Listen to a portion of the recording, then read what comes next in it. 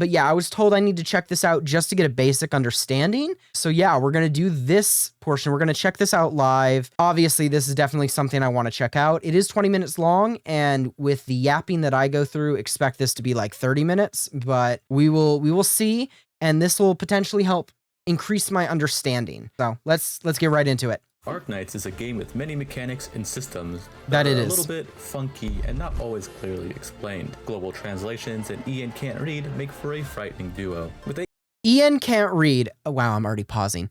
Ian can't read is a lovely thing, because I'm finding it more true the more, not even just with Arknights, but even some of the other gacha games I play, sometimes even some of the other live service games.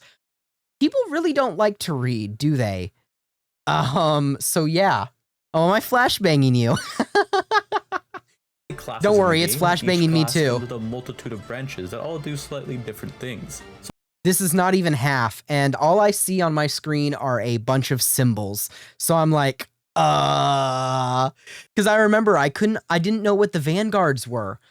When people were coming at to me with vanguards, and I was like, which ones are the vanguards? What icon displays the vanguards? And I couldn't figure it out. So, yeah. So let's quickly talk about all 68 of them. Starting off with and apparently vanguards. It's 69 now. Pioneers are like the vanilla ice cream of vanguards. I'll move myself. They are the defensive block 2 option that can give a consistent rate of DP without blowing up to the first wave of enemies, and are your best friend for AFK annihilation clears. And that's what people were saying. Chargers are the DP on kill vanguard, which true to its name means anytime these vanguards defeat an enemy, they get a whole 1 DP. They're all okay. So that actually might be really useful then, to put them maybe early game so you can help build up to get started. Oh, I didn't even know that was actually an option. Only able to block 1, but make up for it by having a higher attack stat, since their job is, well, to defeat enemies and get DP. They also have a nice quality of life feature that they refund their entire DP cost once retreated. Whoa. Okay. I feel like I'm pausing so much. So wait. Some of them, when you retreat them, they then obviously only refund you a partial amount, but they refund you, these ones refund you a full amount. That's goated. Okay. See, it's little details like that trying to understand all that, obviously, a lot of this will probably go over my head initially, because I'm still trying to understand things. But the fact that there are different units that can do things like that, geez, and there's 68 different types? 69? Bearers, or better known as flag bearers, were the bread and butter of opening stages with the flag pipe meta until agents came along. They generate more DP on skill than any other vanguard, but are unable to block on skill. Bagpipe is their best friend. Tacticians get to have the high ground and are able to deploy their own legally distinct Pokemon within their range on a ground tile. When attacking enemies blocked by the summon, Tacticians increase their attack to 150%. The summons can perish and will take a few seconds to heal before it comes back up again. The only way to move your summon, however, is by retreating the operator as a whole and redeploying, which is a bit cringe. Agent, a bit cringe, he says. Addition to the Vanguard class. Alone with free interest. Also the most meta option. Agent Vanguards are very flexible due to their shortened redeployment time of 35 seconds, giving them a pseudo FRD style of play. FRD, and then I couldn't even read what that says. Seconds, giving them a pseudo FRD style. Fast redeploy. Okay. See, and that's another thing when you start a new game. It's learning all the acronyms, all the shortcuts the community has come up with to title things and explain things. That definitely is something that I need to understand better. I made a YouTube short on it, which exploded for some reason. Well, I don't know for some reason. I kind of know the reason it exploded, but it was when I accepted a friend request from my first Arknights stream, and it was Wholesome NTR was the name, and obviously NTR. But people were like, no, that stands for Neural the Radiant, which is shorthand for Neural the Radiant Knight. And I was like, oh, really? And then they were like, yeah, there's a bunch of other little acronyms and names the community has come up with that we use to explain things. And every time you join a new community, Like, obviously, once you're in that community and you have those things in your mind, those little short gimmicks, those little shorthands you share, the community just understands it. They become sort of inside jokes. But definitely when you're coming from the outside and trying to understand everything, sometimes some of that stuff is like, okay, what's going on? And you just get lost. So fast redeploy, or FDR for short, is definitely going to be a handy one I'm going to want to have saved so I understand. I don't know how much I want to have the NTR one saved in my mind, but we're gonna skip past that and continue. Play. They have decent damage, and they're able to generate DP decently quick. Okay. They do require a more active playstyle, however. Has it come to my turn? Supporters. Or slow supporters do as the name implies, slow enemies with their attack. They're good simple units that can help with slow. Okay, I was seeing that. So like the movement speed was actually slowed. Okay. Ranges to let your other units deal damage. Summoners summon things. Duh. Each summon takes up deployment limit and are able to be placed outside the operator's range. Okay. Every supporter can only deploy a certain amount of. Ooh, and she's a supporter.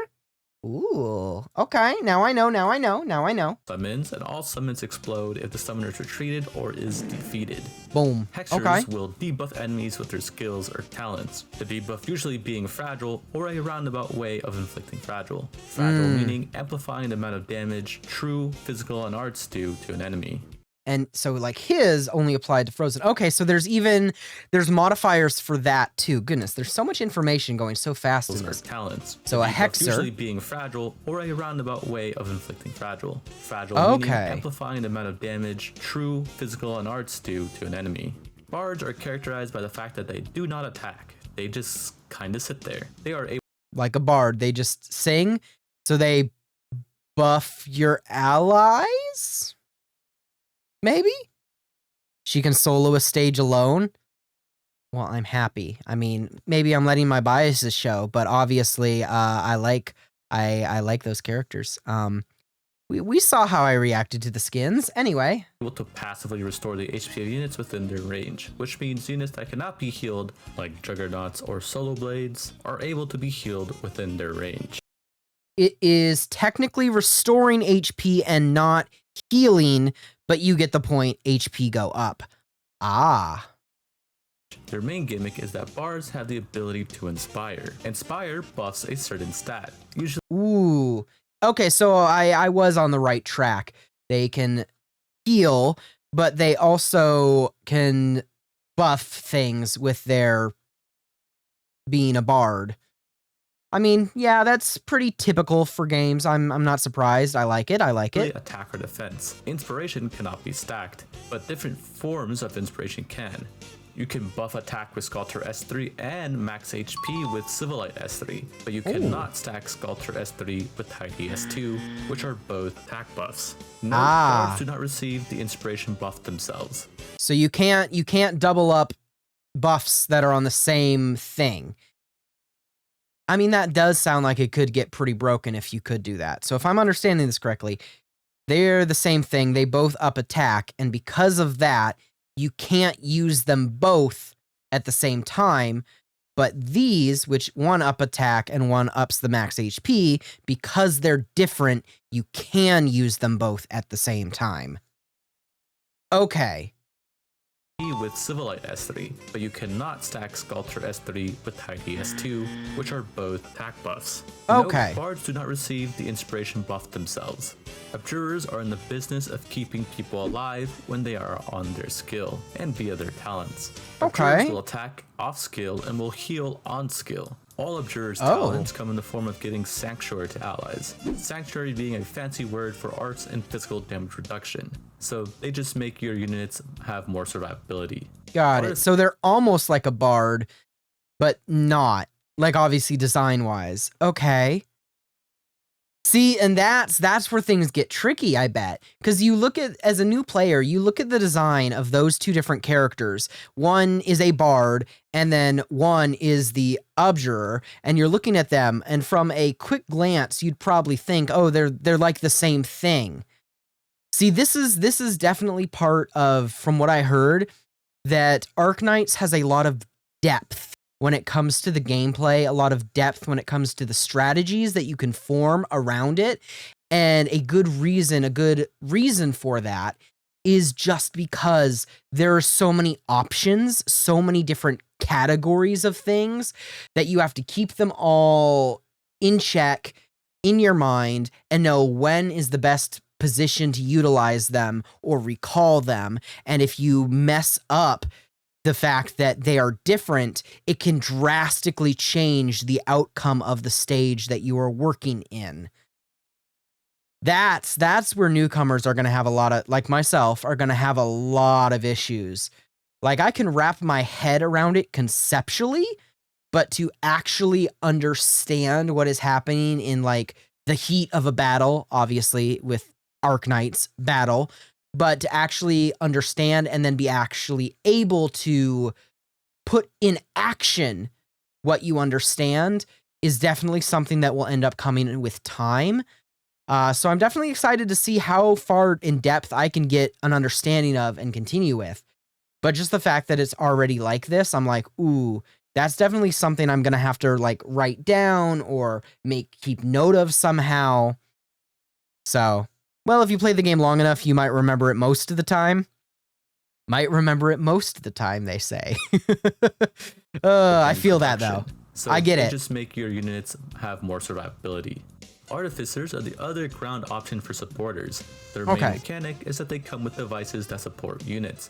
These buffs usually come in the form of increasing attack, defense, or HP. All devices do something different, so be sure to read what each does. They have a device deploy limit of 2, and some operators are unable to replenish them, so be careful. Ritualist's main function is to inflict elemental injury. The circle that ticks down. Job is to proc whatever elemental burst they are assigned to. They're also the main component in enabling primal casters to work efficiently and as intended. Come, best me if you can. Protectors are your basic defender class. They are. I'm sorry. Did I just get reverse flashbanged with a black screen? Intended. Come, best me if you can. Protectors are your basic defender class. They are the chonkiest boys. And this girl on screen here. Added her to the list of favorites. Like, nice. Guardians are a bit less bulky than protectors, but they are able to heal themselves and others with their skills, making them a good support option. Juggernauts, or enmity defenders, have the highest HP and attack stats in the defender class, but they are unable to be healed by normal means. Their healing mainly comes in the form of either talents or their skills. But they are able to be healed through passive restoration, helping their survivability. Protectors are similar to normal protectors, but they can deal arts damage on their skills. They also come with some amount of res, helping them better tank arts damage. Arch Protectors, as of the uploading of this video, are the only defender branch that does not have a 6-star in it. Duelist Defender. And as apparently they said down there at the bottom, they suck. Okay. Are similar to Juggernauts in the sense that they have both high HP and attack, but they are able to be healed normally. Their main difference from all other defenders is that Duelists are only able to block one enemy at a time, which makes them suited for dueling, but for enemies with their high stats. The other big main gimmick and their biggest drawback is that they are unable to generate SP normally and must be blocking an enemy to get SP. They have to block an enemy. Okay. So if they're not, they just don't generate any. So you want to position them in an area then that they can be constantly going against, but not necessarily where it's a major defense point because they can only hold back one at a time. See, it's little details like that that are definitely going to be very, very much you got to understand, you got to learn. Got it. Funky range and are focused on dealing AoE physical damage from afar. They work best when they are not blocking enemies. Wait. So AoE physical damage from afar. So you could say, so obviously the blue square is when you'd place them, and then it's not directly in front of them. It's slightly further away where they activate the AoE attack. Oh, so you could then potentially position them further away where they're not likely to get hit and not need healing or not get attacked, but they attack from afar and it deals AoE damage. So it's like obviously a fortress. So I'm thinking like in my mind, it's like a catapult or something. Okay. Obviously, maybe I'm completely wrong on that. Obviously, haven't gotten to that point in the game, but artillery defender, think of it like that. Okay. Yeah, it makes sense. See, it's little details like this that you wouldn't think about until it showed to you, and it's like the possibilities for something like this. Dang, okay. Dealing AoE physical damage from afar. They work best when they are not blocking enemies, since if they are blocking, their attack switches to single target. Yeah. They are good for sniping at hard to reach places when ranged tiles aren't available. Yeah. They are unable to target aerial enemies. Nice, okay. Second protectors are defenders that are able to attack from range. 2 tiles in front of them to be exact, and are able to target aerial enemies. They are good offensive options as they have a higher attack than other defenders, but can block 3. 1. Primal defenders are ritualists, but on the ground. Despite having the name Primal defenders are meant to deal elemental injury and proc elemental bursts with their skills and talents, as opposed to taking advantage of elemental bursts like primal casters do. Obviously, this is from later in the game compared to what I'm at, but seeing the visuals that suddenly are popping up, I'm like, holy, how do you advantage of elemental bursts like primal casters do? Okay, they're a bit less tanky, but come with res and ways to mitigate elemental injury on themselves. What's the situation? Medics restore the HP of allies. That is the trait description. And it is not wrong. Medics, better known as single target medics, are your standard healing class and don't do anything special besides heal, unless your name is Calcit. Multi-target medics, or AoE medics, are able to heal 3 operators at a time. They have less attack than single target medics, but of course make up for it by healing. Well, I don't really expect the medic to be throwing hands that often. We actually have a therapist. We have medics and therapists. Well, with how dark I've heard the story it gets, I guess, yeah, everyone needs a therapist after they read the story. But so AoE medics, obviously never really expected them to throw hands per se. Ooh, I could use AoE medics now. That would actually be nice. The single target medics, but of course make up for it by healing 3 at a time. Okay. Therapists have a wide range and specialize in status resistance. When they heal units, they're able to give them status resist, meaning things like stun or freeze only stay for half the duration, making them useful to events that come with negative stats inflicting mechanics. However, they have reduced healing to 80% to units that are further away. Wandering medics specialize in healing and removing elemental injury. This small circle thing. Wandering medics are able to heal elemental injury even if the unit is uninjured. They also have a wide range, but also have the lowest attack in the medic class. Incantation medics are healers that need to hit. I like that design, that little chibi design. That's cute. Really brings out the witchy vibes. I'm a healer, but yeah, it's these guys. Enemies to heal. They are a good supportive option to have since they can heal and deal damage at the same time. But this is also their drawback as they need enemies to be within range to heal anyone. Ooh, that's nice. That's okay. So they can only heal if there are enemies in range. Oh, okay. They suck at healing when there's a damage reduction or high res stats on enemies, though. So they have massively reduced damage if the enemies have any form of damage reduction or a high res stat.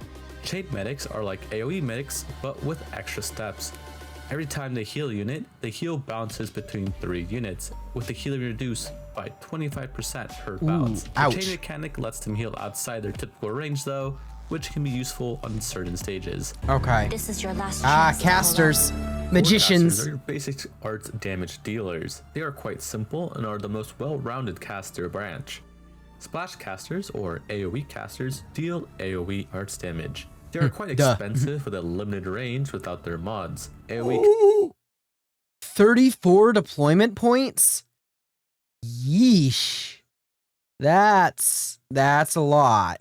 That is a lot. 34. Ugh. Casters are unfortunately quite bad, but are very useful. And they're bad? On top of having high deployment points? Really good for beginning story mode stages, though. Yeah, but if their deployment points are 34, the odds of getting them out in time, Where's the patch to balance their mechanics? In the first few chapters of the main story, yeah, that doesn't sound like it would be necessarily good. Casters that shoot in a direct line. Blast casters are able to hit everyone within their very limited range. Ooh, they're quite tricky to use and rely on stages giving you so-called Ifrit lanes, named as such since Ifrit is the only good blast caster. However, you can artificially make Ifrit lanes if you so desire. Chain casters are able to hit 4 enemies since their attacks jump from enemy to enemy. Oh, okay. Every time it jumps, it will deal 15% less damage. 15% less damage, inflicts slow. Okay, makes slow better and removes damage loss. Okay. These attacks also inflict slow, making them a good support option when wanting to slow larger groups of enemies. Mecha Cord or drone casters are identical to core casters, but as the name implies, drone casters come with a drone that deals 20% of the caster's attack. This drone increases its attack by 15% every time it hits an enemy. Am I wrong here? Maybe I'm wrong. But this design looks similar. Is this Lapland right here? Is this who that is?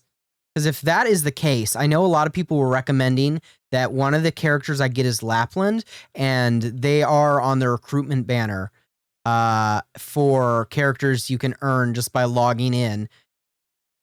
It's a Lapland altar. Okay, I kind of looked at the face design and I was like, this kind of looks like them. So you have the original character, then you have skins for that character, and then you have altars, which are either like in the game, technically completely different characters. Like you have to pull on them separately on the banner. So does that mean that if I were to say pull Lapland, this Lapland altar version isn't going to like unlock in the future? It is a different version that I would have to pull separately. Yes, altars are different operators than their usual. You pull them separately. This may also be another weird question. Obviously, while people are here to answer my questions. Could you then put the original Lapland and then Lapland altar in the same group and have them on the field at the same time? I'm going crazy. I'm going crazy. Let's continue. We're only 8 minutes in here and I'm yapping so much already. Core casters, but as the name implies, drone casters come with a drone. Wow, who would have thought? Of the caster's attack. Yes, both can be played. Its attack by 15% every time it hits an enemy. Okay. Up to 110%. This attack stat resets each time the drone targets another enemy. Drone casters have skills that lock their drone on enemies and can continue to attack even outside the range of the caster, or even if the caster is under a negative status, like freeze or stun. Phalanx casters stand there menacingly. Phalanx casters are only able to attack on skill. To balance things out, Phalanx casters triple their defense and increase their res by 20. Triple defense? Skill, make them very tanky. I see that thick with 2 C's. If needed. Their skills are also able I also do love how he says they just stand there menacingly while this cute little chibi, allowing them to be bait if needed. Their skills are also able to hit all enemies within their range, increasing their damage output and being a good option for crowd clearing. Okay. Mystic casters are able to charge their attacks. When Mystic casters have no enemies within their range, they will charge projectiles and store them up to a count of 3. Once an enemy enters their range, they will shoot out 4 projectiles, dealing a very high amount of damage. So they're one-shotting those little guys. Mystic casters are still able to attack normally and do not need to charge to attack. Primal casters are dependent. Okay. When altars were first released, you couldn't use the altar and the original, but people complained and they changed that. At first, they said it was lore reasons, but they removed the restriction. I mean, that's kind of why I was thinking when I first asked, could you put both of them on the field at the same time?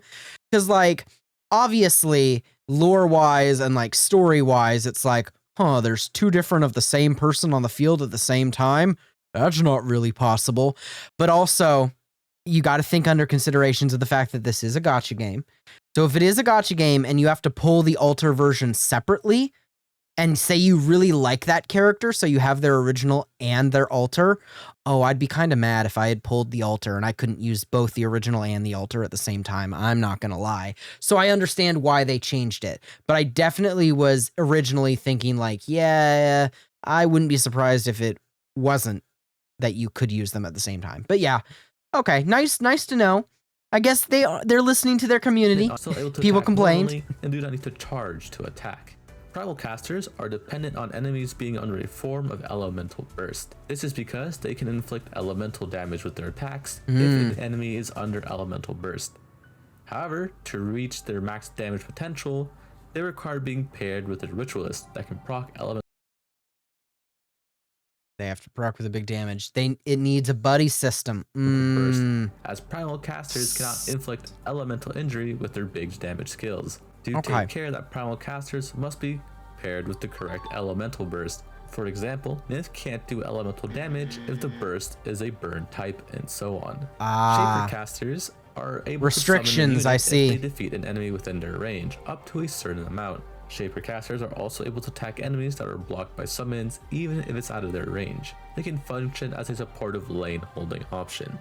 For a life of okay. peace. Marksmen are your basic sniper class that are cheap and attack quickly. They will Got prioritize aerial enemies and struggle against high defense.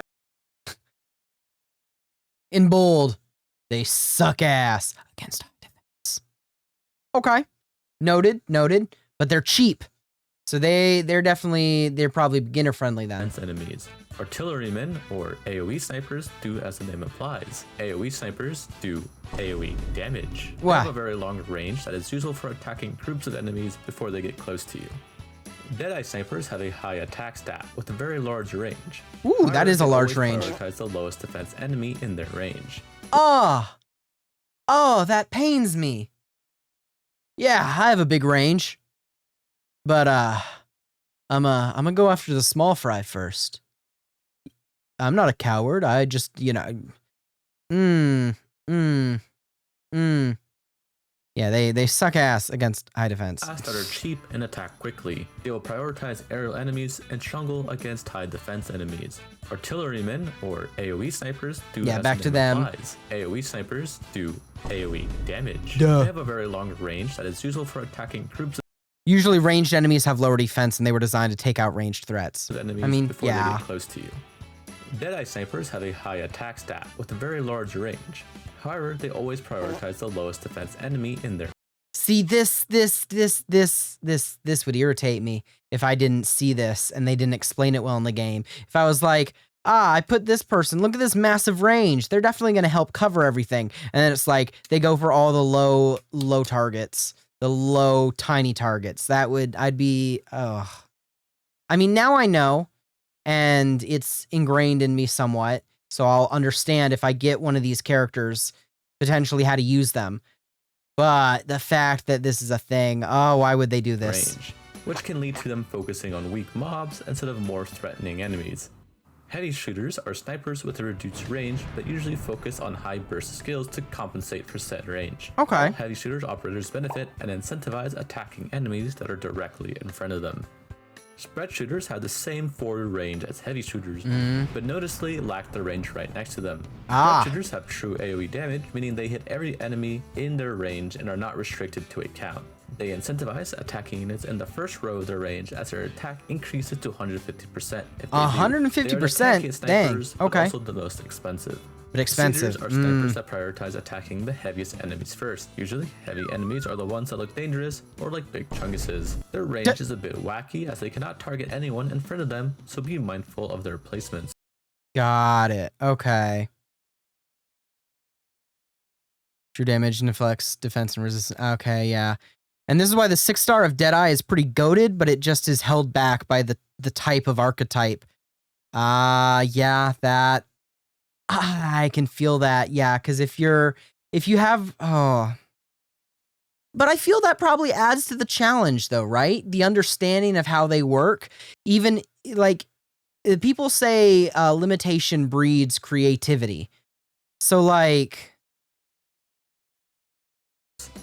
Flingers are snipers that deal 2. Yeah, it doesn't mean that you won't be irritated by it, certainly, but people say limitations breed creativity. So, I mean, also, Flingers is a crazy name for a class. But, okay. The second instance being a shockwave that does half the normal attack to ground enemies in a small area. I said ground enemies, as Flingers are snipers that cannot hit aerial enemies. Unless your name is Wizardel S3 or Rosmatas S3 that is using a Sky Ranger to block. Flingers have a massive range, making placing them very easy. Hunters are snipers. And Besiegers usually have some form of defense ignored as well. Snipers that use ammo to attack. They have this little bar next to them representing their ammo count, and they will slowly reload when there are no enemies in range. If they run out of ammo, even if an enemy is okay, wait. This enemy design is actually like, what are we in, like the Imperial, like, no, go back where the flash isn't on screen. What, like he's an Imperial Army officer of some kind? Kind of cool enemy design there. Reload before attacking again. The range is quite awkward as it is a... Okay. Arknights, you had me. You had me until you showed me the range of the hunters. That guy's a joke? Aw, that's a shame. Kind of cool design. Prison warden, you say? There are so many jokes that pop into my mind now. That man's a prison warden. They're showing him being attacked by a hunter. And then immediately after, showing getting attacked by a hunter for a prison warden. And we all know what happens in prison if you drop the soap. It goes to the hunter's range here. Okay. Oh, Arknights. Thin line making placement feel very restrictive. Very restrictive. Safe to assume any future 6 and 5 stars are out of luck. No talent. Okay. Mostly if stages don't have a good lane for them. Loop shooters are snipers that throw projectiles as an attack. Every time a loop shooter attacks, they must wait for the projectile to return before they can attack again. This means when attacking enemies further away, their attack speed is quite slow. When enemies are near them, their attack speed is quite fast.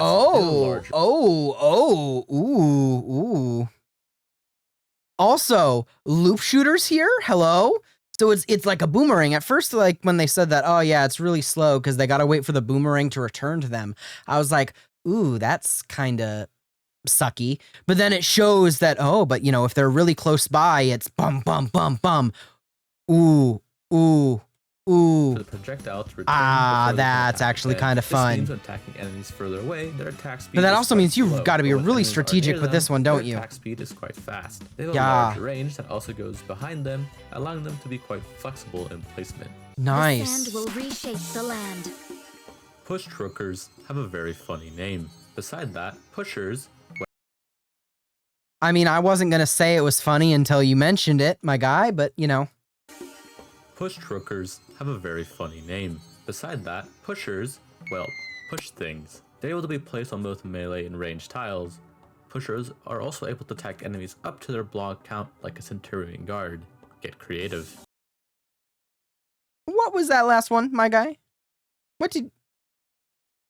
Too long didn't read. If they look thick, pushing them is hard. Okay. Creative. Hookmasters, or pullers, are the opposite. They pull things. They can be placed on both ranged and melee tiles, and are able to attack aerial enemies. Get creative. Executors, or fast redeploys, for short, are operators with a reduced redeploy time of 18 seconds. They're used to go around the stage to clear enemies, be bait, or make a last-minute save. Oh, okay. So these are, fast redeploy. So he just mentioned it. Yeah, to save a stage last minute, you redact them and then redeploy them in an area that's about to be needing some help. Or if you have an area where you have a lack defenses or smaller amount of defenses than in another area, you can deploy them to beef up that area temporarily. And when you withdraw them, you don't have to worry about a super long wait time. Okay, that's goated. Okay. Is very spammable. Ambushers spammable are indeed. That have zero block and are able to attack everyone in their range. Ambushers are able to be placed more aggressively due to having innate dodge built into their mechanics. Gambling in your gotcha. Hope you don't lose 50-50s. Their dodge chance is 50%. They also have a -1 aggression level, meaning they will always be the last in the list of priority for when. Last in list priority. What is actually the priority for enemy attacks? I am so glad that showcases here. Let's see. 1 is blocking unit. 2, special priority, which is lowest defense, etc. Usually event mechanics. 3 is highest positive aggression level. 4 is last deployed. And then 5 is highest negative aggression level. What ambushers have.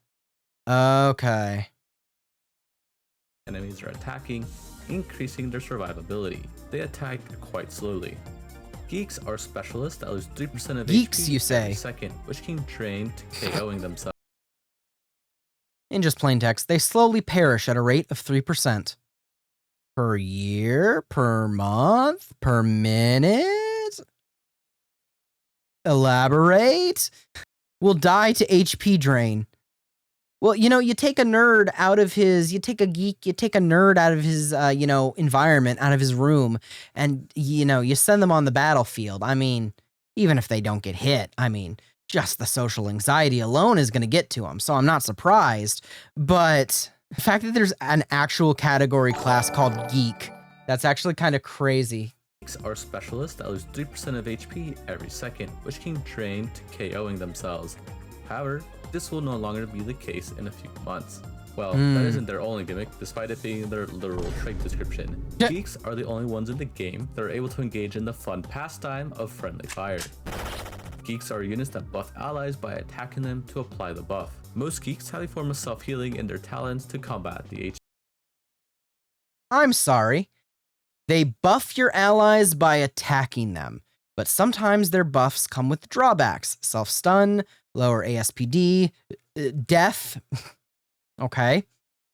Hey, bro, I'm going to up your defense, but to up your defense, I got to shoot you first. Okay. Attacking them to apply the buff. Most geeks have a form of self-healing in their talents to combat the. But they have self-healing in their talents. Ah, okay. Except one, because lol, Lamau. HP drain. Merchants eat 3 DP every 3 seconds, but have a reduced redeployment time of 25 seconds. As long as they're on the field? They consume 3 DP every 3 seconds just by being on the field? Oh. Ooh. But they only have a 25-second redeploy time. Yes, the friendly unit needs to survive the hit, so you need to use it on specific operators. See, that's where more strategies go in place. Okay, that's actually really intriguing. Or if healers neglect the damage. Oh, okay. If there's no DP, merchants will automatically retreat. Yep, that's capitalism, all right. No DP, no money. The merchant, we out. Okay. Units with higher attack stats, making them good pseudo FRD. DP management is key for these units. Yeah. FRDs that you can throw around the stage as they are needed, but you always have to take into account your DP usage.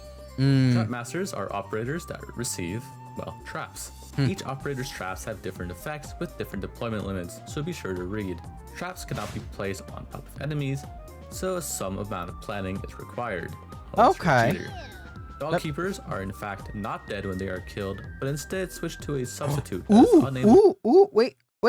I want to see that again.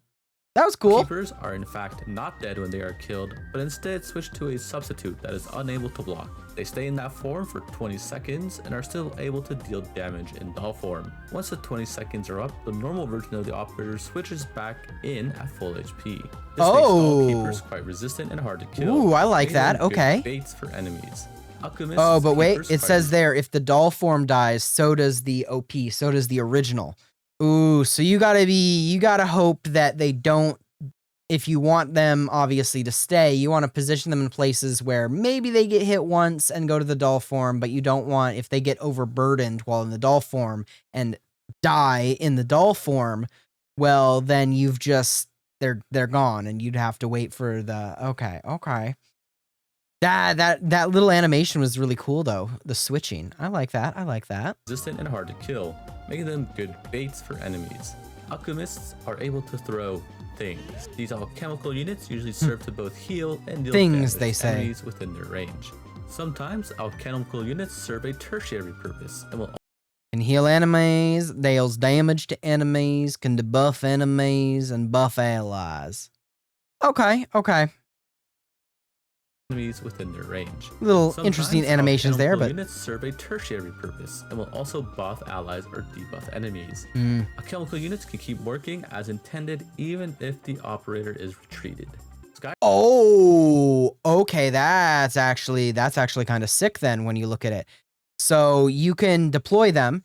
They can then activate it and deploy that alchemical thing. Alchemical units can And then you could, even if they were, like, say they get killed, they die, or you withdraw them, it stays on the field and will do a little bit of keep damage. working as intended even if the operator is retreated. Sky Rangers have the Oh, ability that's to actually take kind of off. sick. They're able to float into the air and block aerial units. While in the air, enemies are able to walk under and past them. Heavy defenders. Ooh, that's another interesting one. Okay. So they're able to fly to attack the drones, the flying units, but when they do so, enemies can go underneath the spot that they were originally placed in. Okay. Are so scary. Dreadnoughts are the high-power single block guards of the group, but come with High a HP, drawback high of attack, being low somewhat defense, squishy single block. with a lower defense stat when compared to other guards. They're better at 1v1ing elites than being a lane holder. Okay. Centurions, or AoE guards, are able to attack all. Also, look at that. Look at that. We got a swimsuit, but then they have a tail, and with that tail, they're holding up a giant spinning blade. Crazy. Anyway. Lane holder. Centurions, or AoE guards, are able to attack all blocked enemies. Their biggest advantage is that E2, they're able to block 3 enemies at a time. They work best when they're placed to crowd clear mobs. Lords, or ranged guards, are able to hit enemies from range. Lords are also able to target aerial enemies. Their range attacks hit for only 80% of their normal attack, but most skills remedy this damage penalty. Lords are very reliant on their skills to deal noticeable amounts of damage. Arts fighters, or arts guards, are similar to dreadnoughts, but deal, who gets it, arts damage. Arts guards are single blockers, so they are suited for 1v1ing enemies, specifically enemies that deal arts damage, as arts guards come. Just Surtur it?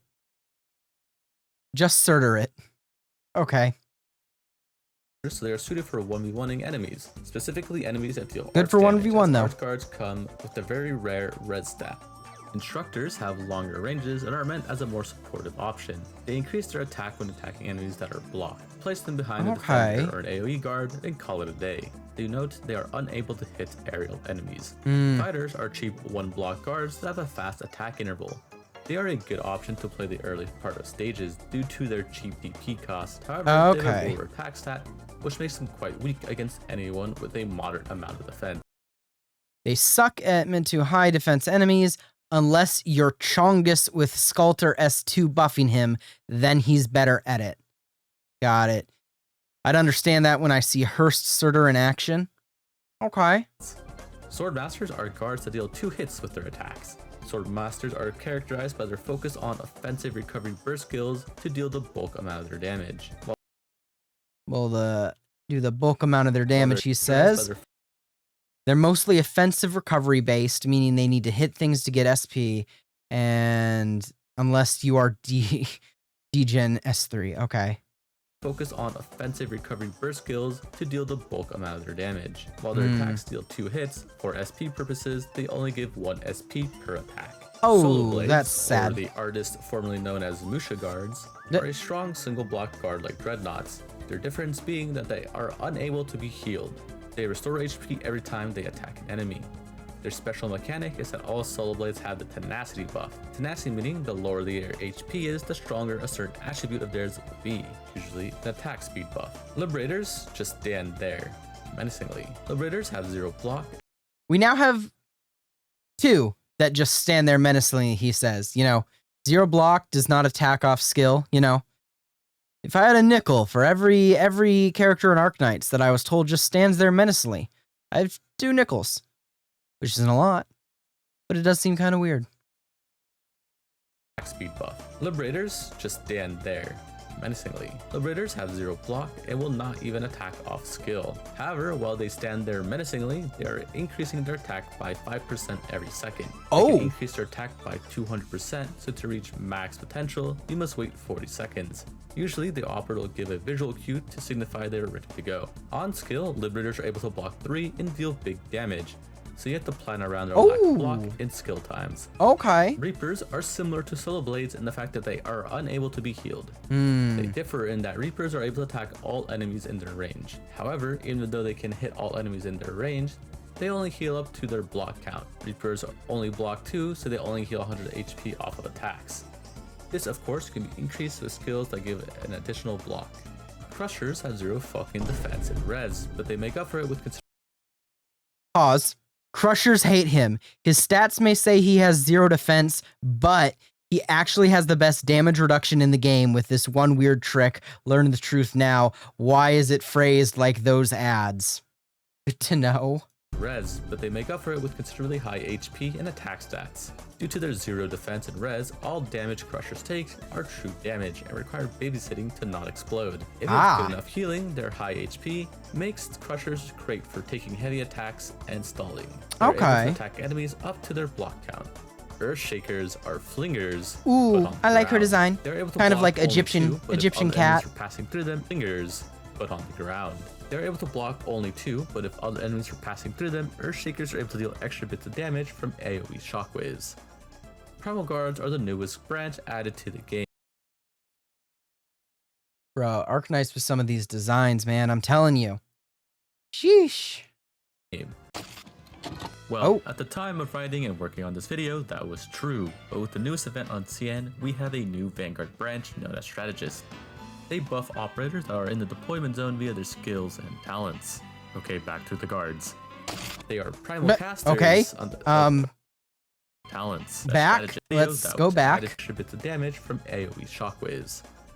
Primal Guards are the newest branch added to the game. Okay.